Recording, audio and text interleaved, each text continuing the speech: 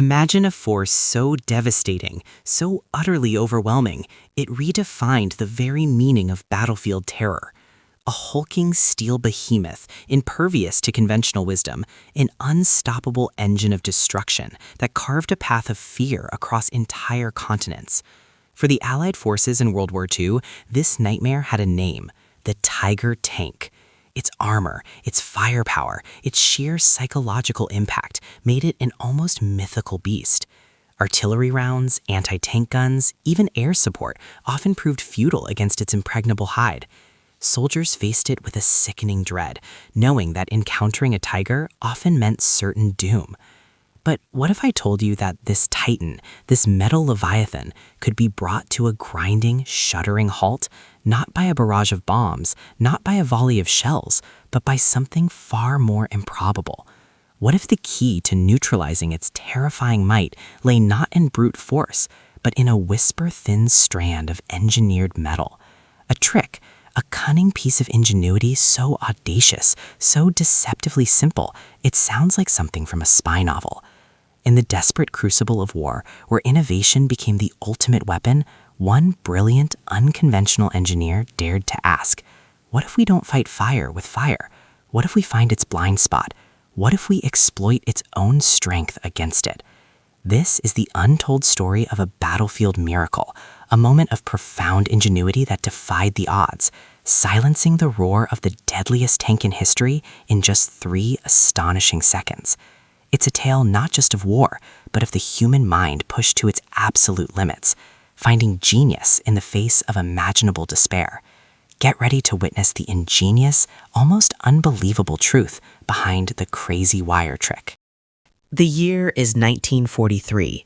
The battlefields of Europe and North Africa are hellscapes, defined by brutal attrition and relentless technological one-upmanship. Into this maelstrom rolled the Panzerkampfwagen 6, OSF H-1, more famously known as the Tiger tank. From the moment it debuted, it wasn't just another tank. It was a psychological weapon, a harbinger of doom. Developed as a direct response to the Soviet T-34 and KV-1 tanks, which had proven surprisingly resilient against earlier German armor, the Tiger was designed for one purpose: absolute battlefield dominance. Its specifications were staggering. Frontal armor boasted a thickness of 100 millimeters, angled effectively to increase its defensive capabilities. The turret front was an even more incredible 110 millimeters. To put this in perspective, many Allied anti-tank guns of the era struggled to even scratch its paint, let alone penetrate its hide. The legendary American M4 Sherman tank, the workhorse of the Allied forces, fired a 75 millimeter gun that, at typical combat ranges, simply bounced off the Tiger's front. Even the British 6-pounder, a formidable weapon in its own right, found itself largely impotent against the Tiger's frontal arc. But the armor was only half the story. The Tiger mounted the 88mm Kwak 36 L56 main gun, a weapon so powerful it could punch through the armor of any Allied tank at ranges exceeding 2,000 meters, often before the Allied tank even knew it was in danger. Imagine the terror, engaging an enemy you can't harm while it systematically picks off your comrades from a distance you can't even retaliate from. This wasn't just a numerical advantage, it was a qualitative leap in combat engineering that stunned the Allies. Its immense weight, over 54 tons, gave it an imposing presence, yet its advanced Maybach HL230 P45 engine allowed it a respectable top speed for its class, making it surprisingly agile for such a behemoth. The interleaved road wheels, though complex to maintain, provided superior weight distribution and off-road performance. The Tiger was more than metal and fire. It was a symbol of German engineering prowess, a testament to a philosophy of overmatch. For the Allied tank crews, the sight of a Tiger silhouette on the horizon sent shivers down their spines. Commanders understood the dire implications. One Tiger could tie down an entire company of Allied tanks, demanding desperate flanking maneuvers or overwhelming artillery barrages, often at immense cost. It forced a paradigm shift in Allied tactical thinking, demanding radical solutions to an existential threat that seemed, for a time, truly unstoppable. The introduction of the Tiger tank plunged Allied forces into a deep tactical crisis. Commanders, once confident in their numerical superiority, now grappled with a qualitative disadvantage that threatened to unravel entire offensives. For every Tiger tank Germany fielded, the Allies often had to commit 10, sometimes 20 of their own tanks to merely stand a chance of neutralization, and even then, success was far from guaranteed. The M4 Sherman, the backbone of the American and British armored divisions, was an excellent all-around tank, reliable, easy to maintain, and produced in vast numbers. But against the Tiger, it was woefully outmatched. Its 75mm gun, while effective against most other German armor, could not penetrate the Tiger's thick hide except at extreme close range, or from the flanks and rear, which were incredibly difficult to achieve against a well-deployed enemy. This disparity led to horrific casualty rates. Tank crews nicknamed the Sherman a Ronson after a popular cigarette lighter because of its propensity to burst into flames when hit, a grim jest born of desperate circumstances. Commanders, staring at mounting losses, knew they couldn't simply throw more men and machines at the problem. Morale plummeted. The psychological impact of facing an invincible enemy was profound, fostering a sense of helplessness among the ranks. Infantry units, too, bore the brunt of this technological imbalance. A Tiger could decimate an entire company with its powerful 88mm main gun and coaxial machine guns, often from distances where the infantry's anti-tank weapons, like the bazooka or Piat, were useless or suicidal to employ. This wasn't just a military challenge, it was a human one. The desperation permeated every level of command. Urgent pleas for heavier artillery, more potent anti-tank weapons, and faster aircraft to provide close air support flooded up the chain. Yet these solutions were often slow in coming, difficult to deploy in sufficient numbers, or simply too late. The war raged on, and the Tigers continued to roam. It was in this atmosphere of profound challenge and growing despair that the call went out, not for more brute force, but for ingenuity. The problem wasn't a lack of courage, nor a shortage of resolve. It was a deficiency in effective countermeasures. They needed a game changer, a paradigm shift, a solution that transcended conventional thinking. They needed someone who could see beyond the steel and the fear, someone who could outthink the seemingly unthinking monster. The battlefield wasn't just a place for bullets and bombs, it was a crucible for radical ideas. And somewhere amidst the mud and blood, one such idea was beginning to form. In the chaos of war, some individuals emerge not from the roar of battle, but from the quiet hum of observation and analysis. Our story's unsung hero is one such man, Arthur Vance, a brilliant but unassuming engineer. Before the war dragged him into its brutal embrace, Arthur was a civilian anomaly, a tinkerer and innovator who spent his days dissecting machines and devising improvements in a world far removed from conflict. His mind wasn't conditioned by military hierarchy or rigid combat doctrine. It was shaped by the elegant logic of gears, circuits, and the unforgiving laws of physics. When the call to arms came, Arthur wasn't destined for the front lines with a rifle in hand. His talents were too specialized, too vital. He found himself assigned to a technical support unit, tasked with maintaining and repairing the very machinery of war, a role that often placed him close enough to the fighting to witness its devastating impact, yet far enough to observe with a critical, detached eye. He saw the grim procession of damaged tanks, the bewildered faces of tank crews, the repeated failures of conventional countermeasures. He wasn't a warrior, but a problem solver, and the Tiger tank was the most formidable problem he had ever encountered. Arthur possessed a unique blend of practicality and inventive genius. While others lamented the Tiger's impenetrable armor, Arthur saw the intricate dance of its internal mechanisms, the complex interplay of power and motion that gave it life. He wasn't asking, how do we smash it? He was asking, how does it work? And where is its weakest link? Not in terms of armor, but in its very operation. He spent countless hours poring over captured German schematics, interrogating prisoners of war about engine specifications, track designs, and transmission systems. He observed the Tiger's movements from afar, noting the subtle nuances of its massive track assemblies, the speed of its sprocket rotation, the exact points where its immense power was translated into movement. His comrades often saw him lost in thought, sketching complex diagrams in his notebook, his brow furrowed in concentration. They might have dismissed him as eccentric, a quiet intellectual more comfortable with blueprints than bullets. But Arthur wasn't just thinking, he was dissecting the problem piece by piece, stripping away the fear and the propaganda, reducing the terrifying Tiger to a series of interconnected mechanical systems. He understood that every machine, no matter how powerful, had vulnerabilities, points of critical dependency where its complex symphony of parts could be disrupted. The challenge wasn't to destroy the tank, but to incapacitate it, to render it inert, to stop its advance without necessarily blowing it to smithereens. This was the quiet genius of Arthur Vance, the engineer who dared to redefine the battlefield problem, not as a fight of strength against strength, but as a puzzle waiting for an elegant, unconventional solution. The pressure on Arthur Vance was immense, though often self-imposed. He carried the burden of countless fallen comrades, the weight of their impossible struggle against the tiger. Days bled into nights in his makeshift workshop, surrounded by the ghosts of destroyed tanks and the endless hum of his own restless mind. He examined every component, every weakness, every potential Achilles heel of the behemoth. He considered explosives, magnetic mines, even rudimentary forms of remote control, but each conventional approach was too dangerous, too complex, or simply ineffective against the tiger's formidable defenses. The problem seemed insurmountable. And then it came, the kind of flash of insight that only strikes after countless hours of intense, focused effort, when the mind, exhausted from linear thought, makes a sudden lateral leap. He was examining the complex track assembly of a captured German half-track, specifically the drive sprocket and the interlocking road wheels.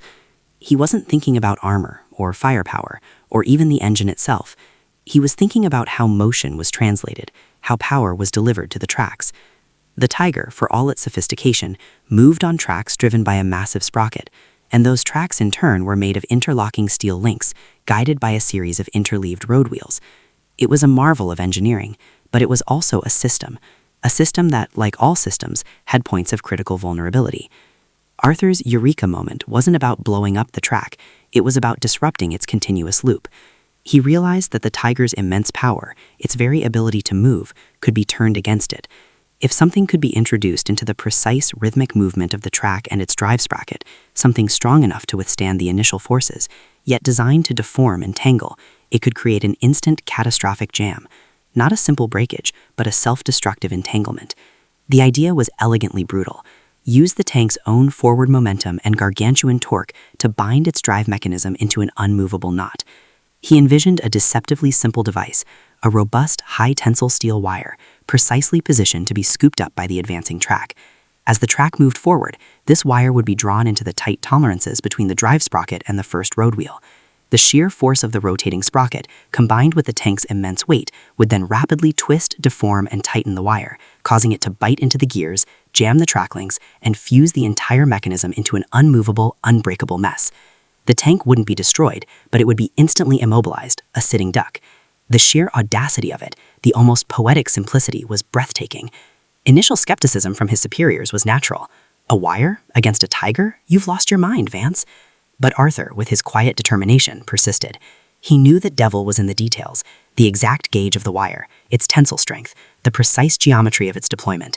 The spark had ignited. Now came the arduous task of fanning it into a roaring flame of ingenuity. The eureka moment was just the beginning. Translating a brilliant theoretical concept into a reliable, battlefield-ready device required painstaking testing and relentless refinement. Arthur Vance and his hand-picked team retreated to a secluded, classified proving ground, far from prying eyes and the clamor of the front lines.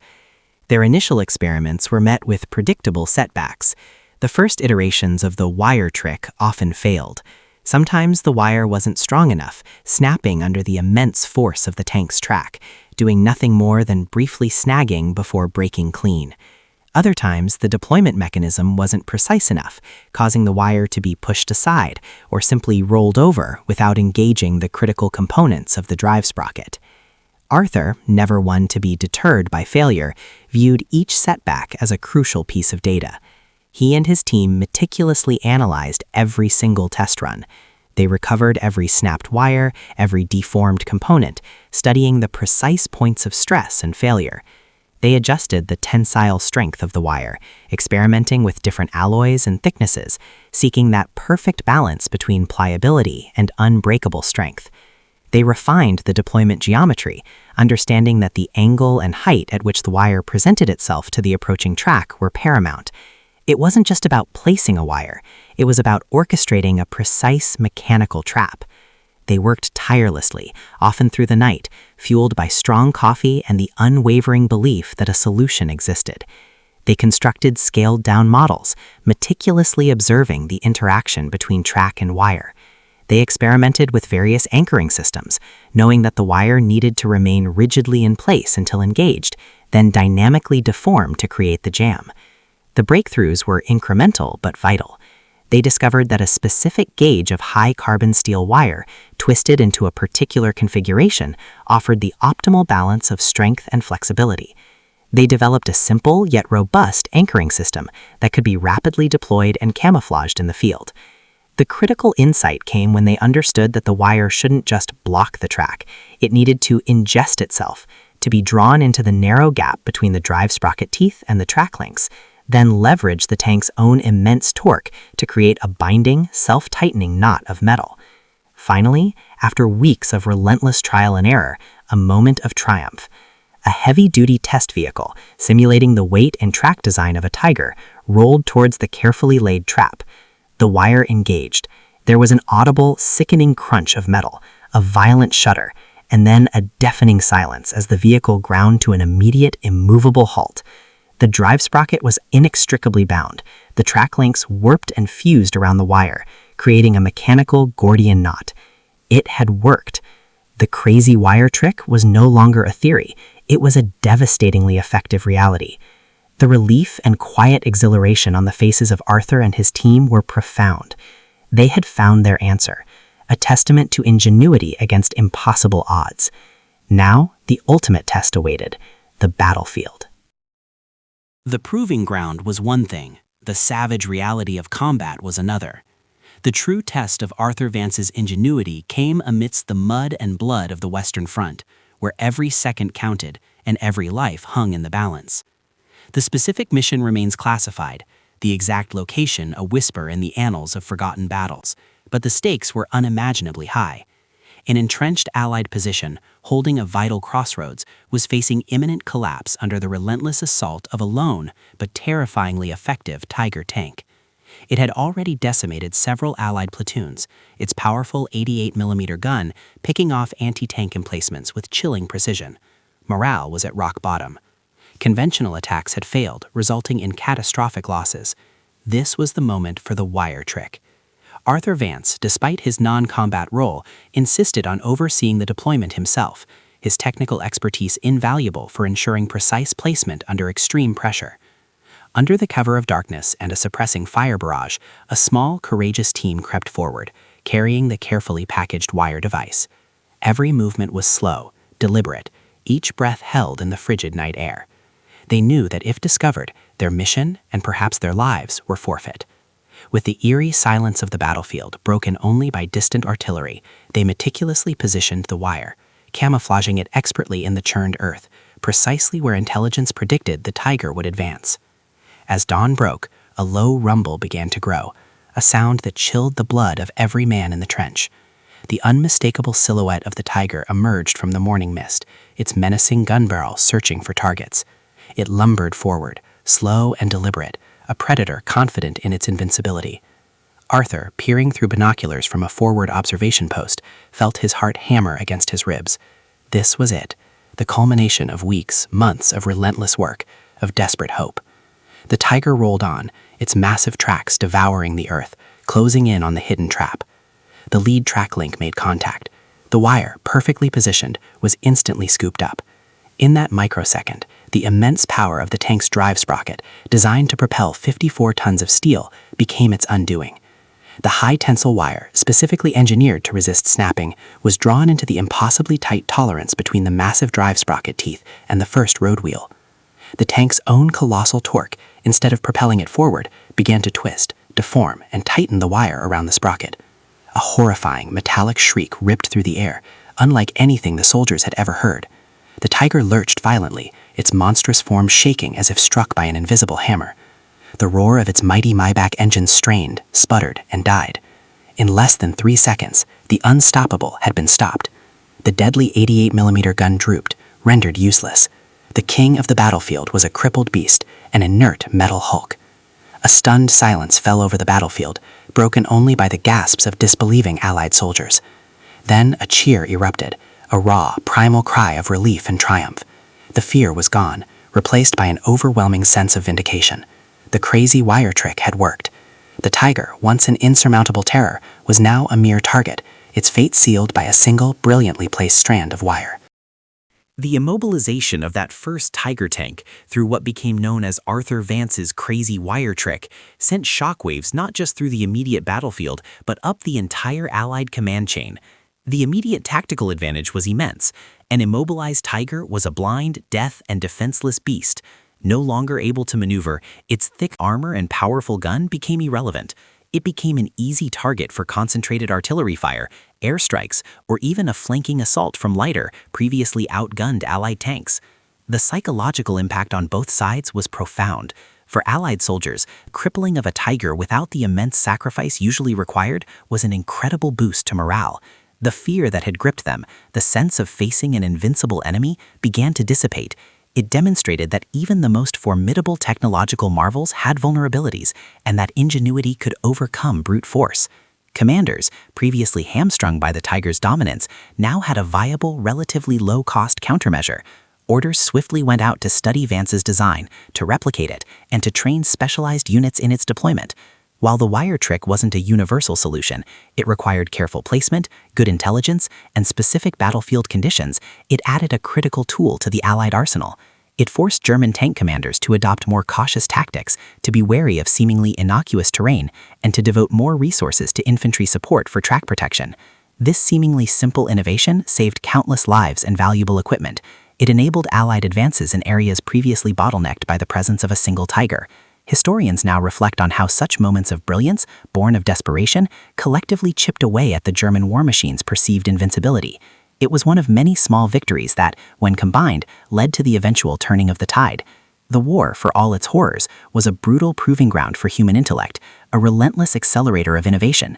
The story of the wire trick is not just about stopping a tank, it's about the relentless human spirit, our capacity to adapt, to observe, and to invent under the most extreme pressure. It reminds us that sometimes the most elegant solutions are not found in bigger bombs or thicker armor, but in a deeper understanding of the problem itself, in seeing beyond the obvious, and in daring to think differently. Arthur Vance, the quiet engineer, had not just stopped a tank, he had ignited a spark of hope, a testament to the power of human ingenuity against the seemingly unstoppable. The story of Arthur Vance's crazy wire trick is more than just a footnote in military history. It's a profound parable about the enduring power of human ingenuity. It's a testament to the idea that even in the face of overwhelming power, even against seemingly insurmountable odds, the creative spirit can forge a path to victory. Arthur Vance, like countless unsung heroes of wartime innovation, returned to a quiet, civilian life after the guns fell silent. He didn't seek fame or fortune. His reward was the knowledge that his unconventional thinking had made a tangible difference, saving lives and turning the tide in crucial moments. His legacy isn't etched in stone monuments or grand military parades, but in the untold stories of those who survived because of his brilliance, and in the enduring lesson that true strength often lies not in brute force, but in intellect, adaptability, and the courage to challenge conventional wisdom. The Tiger tank, a marvel of engineering, a terrifying symbol of an era, eventually faded into the annals of history, relegated to museums and textbooks. Yet the principles that Arthur Vance employed, the spirit of looking beyond the obvious, of understanding the intricate mechanics of a problem to find its fundamental weakness, continue to resonate. From cybersecurity to modern engineering, the lesson holds true. Complex systems, no matter how robust, often possess simple, critical points of vulnerability that, once identified, can be exploited with surprising effectiveness. This documentary began with a viral hook, a glimpse into a 3-second miracle. But the true miracle wasn't just the speed with which the tiger was stopped. It was the journey of thought, the relentless observation, the tireless experimentation, and the sheer audacity of one engineer to believe that a seemingly impossible problem could be solved by a deceptively simple solution. So the next time you face a challenge that seems too big, too strong, too overwhelming, remember the Tiger tank, remember the wire, and remember Arthur Vance. For in the quiet corners of brilliant minds, where observation meets imagination, truly revolutionary solutions are often born, proving that sometimes the smallest, most unassuming trick can indeed stop the deadliest beast.